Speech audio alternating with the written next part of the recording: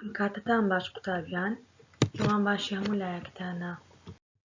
بەڵێ قوتابیانی خۆشەویست، وانەی یەکەم دەخوێنین لە وانەی پەروەردەی ئیسلامی بابەتەکەشمان لە ناوە پیرۆزەکانی خوا. باشە، ئەمە 99 ناومان هەیە لە ناوە پیرۆزەکانی خوای گەورە. لێرەدا تەنها 5 ناو وەردەگرین و ماناکە نیشان دەخوێنین و لە بەریان دەکەین بەیەکەوە. یەکەم ناو الخالق، ئافریدەری بەدیهێنەری گشت بوونەوەران لە نەبوونەوە. واتە چی؟ واتە خوای گەورە هەموو بوونەوەر و هەموو ئەو شتە زیندوو و نازیندوانەی کە لەسەر زەویدا بەچاو دەیان بینین هیچیان نەبووینە، خودای گەورە بەدێهێناینە و دروستی کردینە لە مرۆڤ و ئاژەڵ و باڵندە و لە ڕووەک و هەر شتێک کە دەیان بینین. ئەوەل ئەو کەسەی هیچ شتێک پێش ئەو نەبووە، پێش لەو نەبووە. واتە چی؟ واتە خوای گەورە یەکەم زاتە کە لە هەموو بووندا لە هەموو کەوندا هەبووە. پێش خودای گەورە هیچ زیندوویەک و هیچ نازیندوویەک بوونی نەبووە. خوای گەورە هەمومانی بەدیهێناوە. الآخر ئەو زاتەی هەر خۆی دەمێنێتەوە و هیچ شتێک ناکەوێتە دوای ئەو. واتە چی؟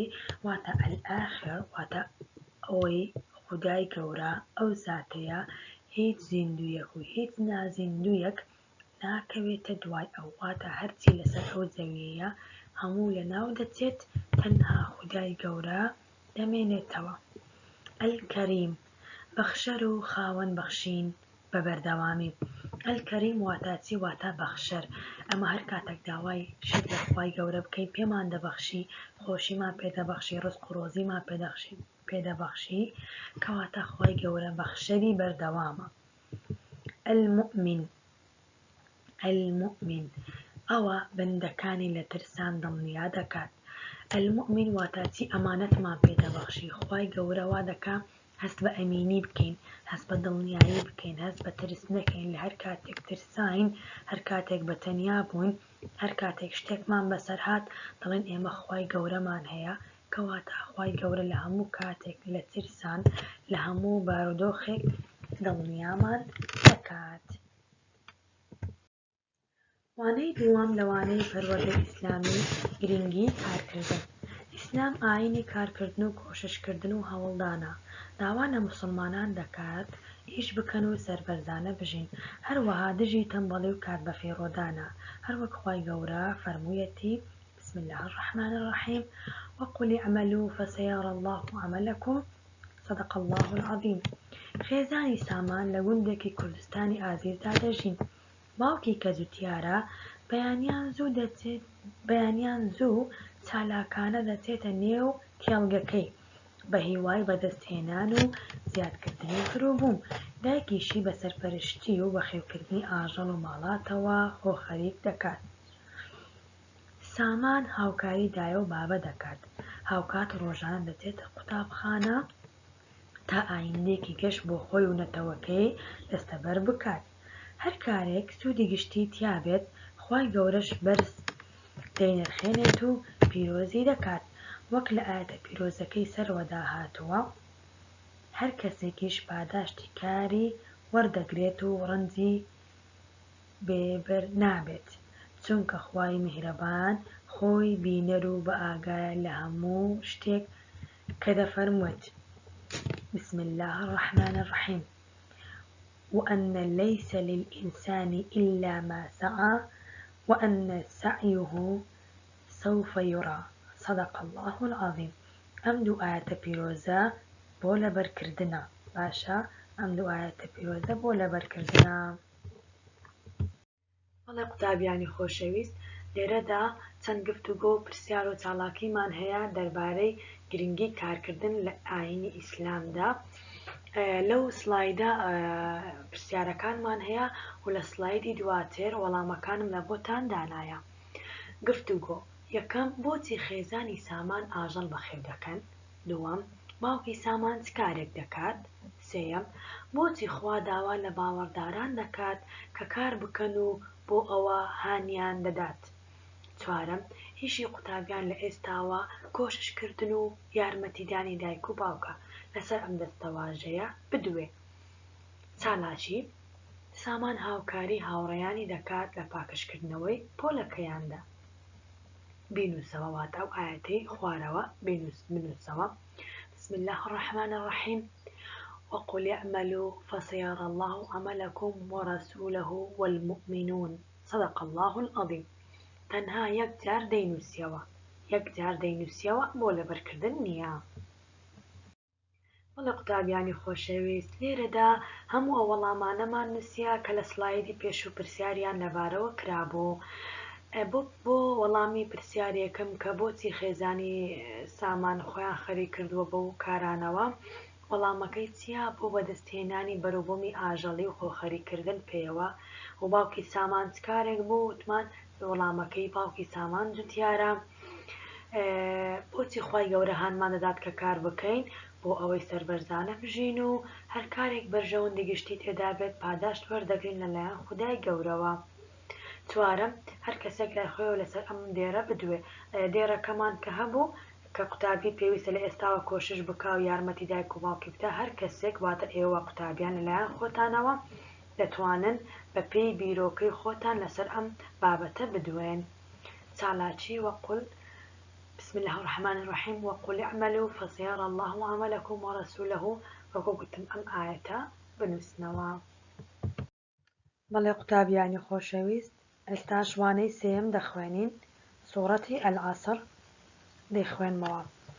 ئازاد لە نەوزادی هاوڕێی پرسی: ڕۆژانە چۆن کات بەسەر دەبەیت؟ نەوزاد: بە یاری تۆپی پێ.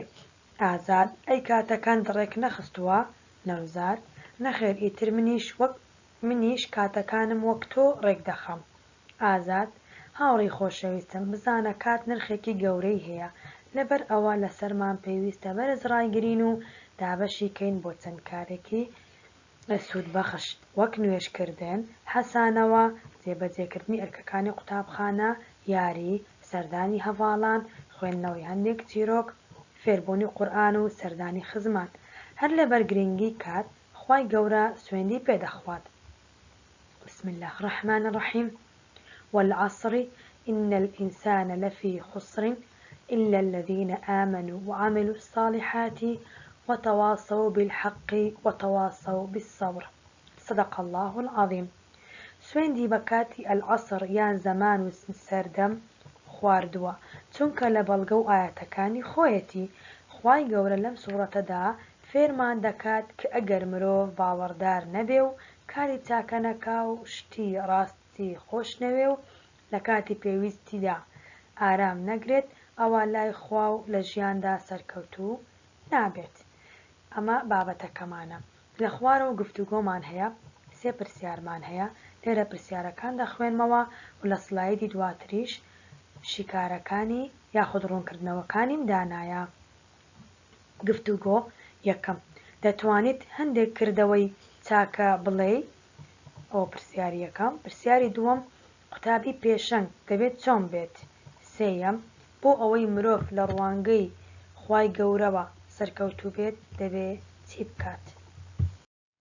بەڵێ قوتابیان، ئەمە وەڵامی پرسیارەکانی ڕابردووە. کردەوە چاکەکان کە پرسیار کرابوو هەندێک کردەوەی چاک بڵێ. کردەوە چاکەکان: نوێژکردن، قورئان خوێندن، سەردانی خزمان، خوێندنەوەی چیرۆک، یاری، جێبەجێکردنی ئەرکەی قوتابخانە.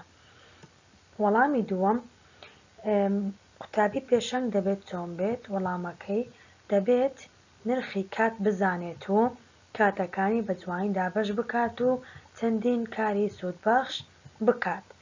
پرسیاری سێیەم: بۆ ئەوەی مرۆڤ لە ڕوانگەی خوای گەورەوە سەرکەوتوو بێت دەبێت چی بکات؟ وەڵامەکەی لێرە نووسراوە: پێویستە باوەڕدار بێت و کاری چاکە ئەنجام بدات و شتی ڕاستی خۆش بوێت و لە کاتی پێویستیدا ئارام بگرێت. بەڵێ قوتابیان، دوای خوێندنی سوورەتی ئەلعەسر و شیکارکردنی گفتوگۆکانی، لێرەدا لە لاپەڕەنۆ چەند وێنەیەکمانەیە کەوا پێویستە مەسوودیان لێ ببینین. سوود نووسراوە لە سەرەتا. خوای گەورە هانمان دەدات سوود لە کاتەکانمان ببینین، چونکە قەرەبوو ناکرێنەوە و زیان دەکەین. یاریگا: ئەمە دەتوانین لە یاریگا لەگەڵ هاوڕێکانمان یاری بکەین و کاتێکی خۆش بەسەر ببەین، سوودمان لێ وەرگرتیە. و سەردانی هاوڕێیان: دەتوانین سەردانی ماڵە هاوڕێمان بکەین، لە کاتی نەخۆشی لە کاتی خۆشی و پێویستیدا قوتابی لە کاتی جێبەجێکردنی ئەرکەکانیدا پێویستە ئەرکەکانیشمان لە کاتی خۆیدا جێبەجێ بکەین. بەڵێ قوتابیانی خۆشەویست هاتینە سەر وانەی چوارەم دەست هەڵگرتن لە ئازاردان. پێغەمبەرمان درودی خوای لەسەر بێت فەرموویەتی مسلمان ئەو کەسەیە مسلمانانی دیکە بە زمان و دەستی ئەو زیانیان پێنەگات. ڕێژوان قوتابیەکی چالاک و زیرەکی پۆلیسیەمی بنەڕەتیە و هاوڕێکانی خۆشیان دەوێت واتە وەکو ئێوە پۆلیسیەمی بنەڕەتیە و قوتابیەکی خۆشەویستە. ڕۆژێک لە ڕێی قوتابخانەدا پیاوێکی بە ساڵاتچووی بینی دەیویست بپەڕێتەوە بۆ ئەو بەری شەقامێک بۆیە ڕێژوان دەستی گرت و پێیوت مامەگیان با یارمەتی پەڕینەوەت بدەم و پیاوەکەش سوپاسی ڕێژوانی کرد. پاشان ڕێژوان بە مەبەستی کڕینی ئاوێکی کانزایی چوە فرۆشگایەک و دوای کڕینی ئاوەکە بەڕاست و چەپی خۆیدا چاوی دەگەڕا چاوی گێڕا تا سەبەتەیەکی خاشاکی بەدی کرد و دەفرە بۆشەکەی خستە ناوی. واتە لە ڕێگادا دوو کاری چاکەی ئەنجامدا.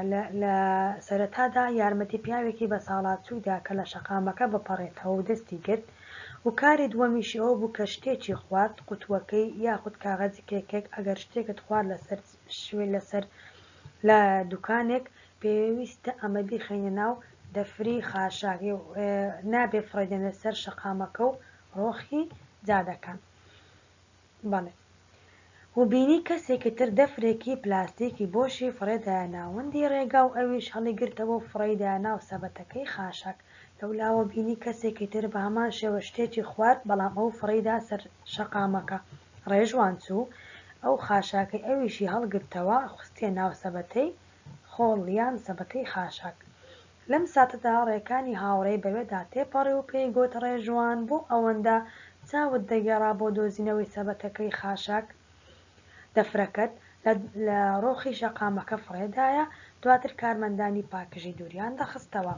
هاوڕێکەی کەوا پێی دەڵێ پێویستی نەدەکرێت و ئەم دەفرەی کە پێێتە ئەو قوتووە یاخود ئەو کاغەزەی کە شتەکەت خواردی و ماوەتەوە لی ماوەتەوە پێویست ناکا بە خۆت فڕێدەیە ناو سەبەتەی خاشاک توانین لە ڕۆخی شەقامەکە بەجێی بێڵی و دواتر کارمەندانی پاکشکەرەوە تا کارمەندانی شارەوانی دێن هەڵی دەگرنەوە.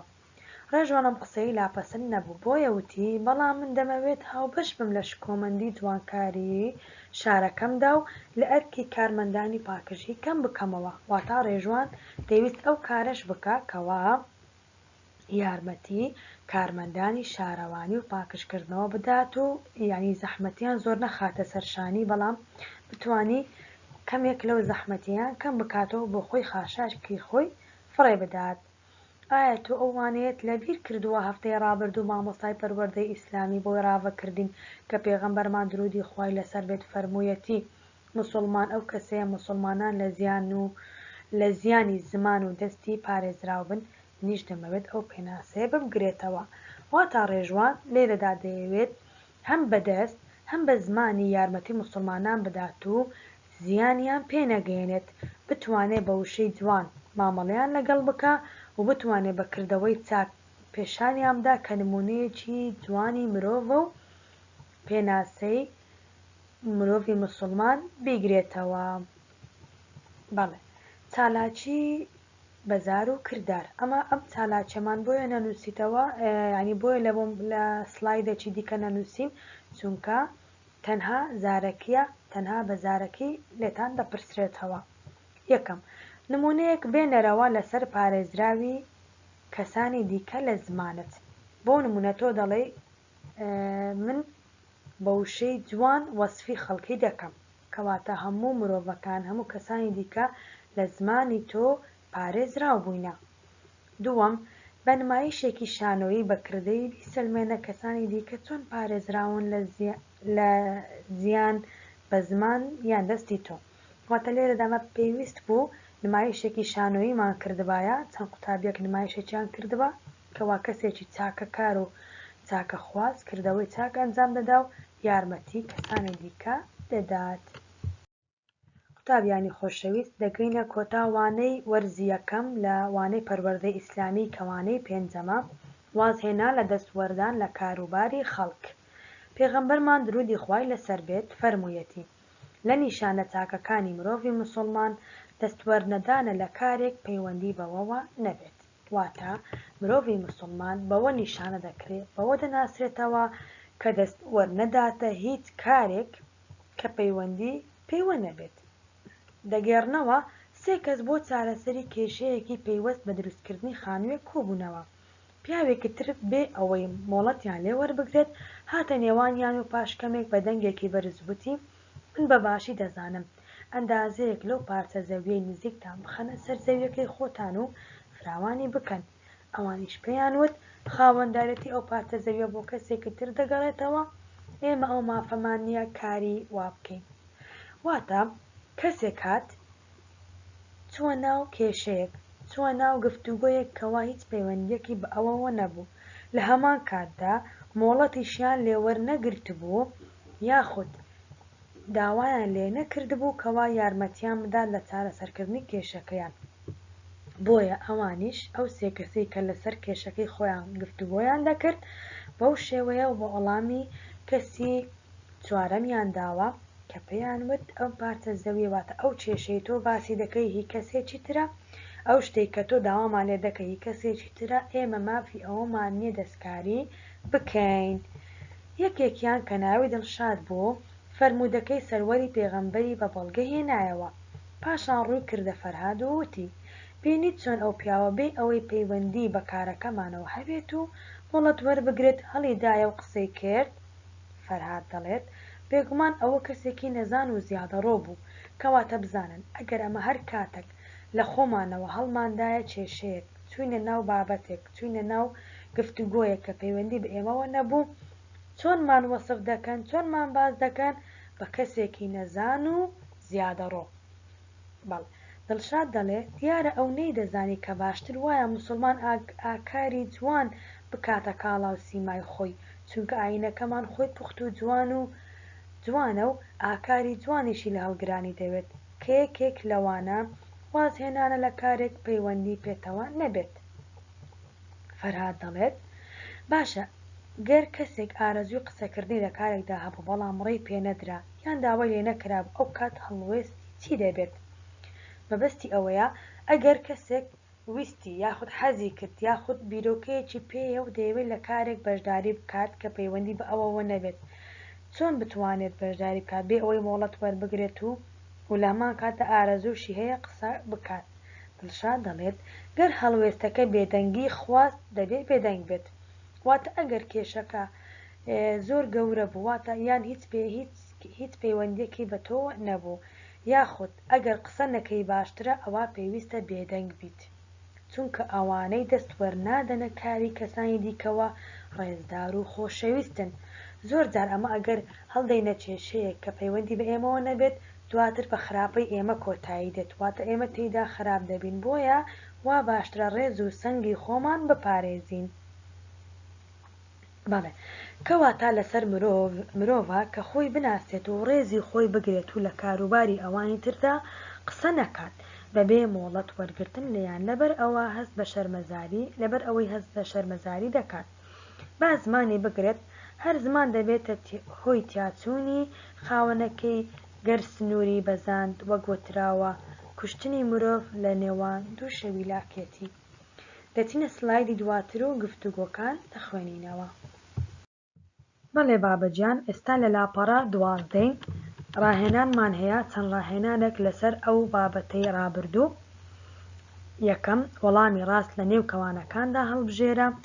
وەڵامی ڕاست هەڵدەبژێرین ئەگەر هاوڕێکەت چەند نهێنیەکی خۆی هەبوو پرسی لەبارەوە بکە کارت بەسەریەوە نەبێت. کامیان هەڵدەبژێرین کارت بەسەریەوە نەبێت. با ئەگەر دوو کەس بە چرپە قسەیان دەکرد لێیان نزیک ببەوە یاخود لێیان دوور بکەوە بێگومان کامی هەڵدەبژێرین لێیان دوور بکەوە. جیم گەر کەسێک بە سەردان چووە ماڵی دراوسێکەت لێی دەپرسیت ناوت چیە و بۆچی دەچی یاخود هیچ لە خۆتەوە ناپرسیت بێگومان هیچ لە خۆتەوە ناپرسیت. دووەم چالاکی کەسێک شوفێری ئۆتۆمبیلێکی وەستاو کەسێک لە شوفێری ئۆتۆمبیلێکی وەستاو دەپرسێت بۆچی وەستاوە؟ ئایا بەلاتەوە ڕاستە بۆچی؟ نەخێر ڕاست نییە. ئەگەر شوفێرێک واتە ئۆتۆمبیلێک ڕایگرتە بوو لە شوێنێک کەسێکتر بێدا تێپەڕێت بڵێ بۆ ئەو سیارە لێرە وەستاوە و چ دەکا لێرە؟ نەخێر ڕاست نییە. نابێ کارمان بەسەری وە هەبێ، لەوانەیە کێشەیەکی تایبەتی هەبێ، لەوانەیە بیەوە ئیسراحەتێک بکە، بۆیە نابێت ئەمە دەست بدەینە کاروبارێک، دەست وەردەینە کاروبارێک کە پەیوەندی بە ئێمەوە نەبێت. لە سلایدی دواتر هەموو وەڵامەکانم لۆداناینە. بەڵێ قوتابیان لێرە لە ڕاهێنانەکان وەڵامە ڕاستەکانم لە بۆ هەڵبژاردینە. لە یەکەم وەڵامی ڕاست هەڵبژێرە ئەلیف کارت بەسەریەوە نەبێت بە لەیان دوور بکەوە، جیم هیچ لە خۆتەوە ناپرسیت. لە وەڵامی دۆم هەر قوتابێک بۆچوونی خۆی لەسەر ئەم ڕستەیە دەڵێت، واتە بە پێی بۆچوونی تۆ ڕستەکەشی دەکەیەوە.